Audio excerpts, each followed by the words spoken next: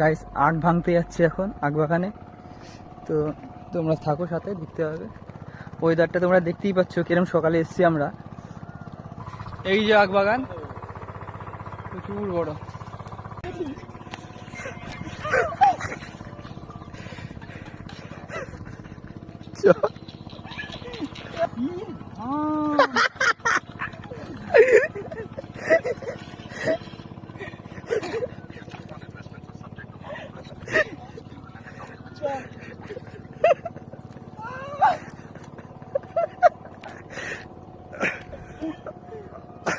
আচ্ছা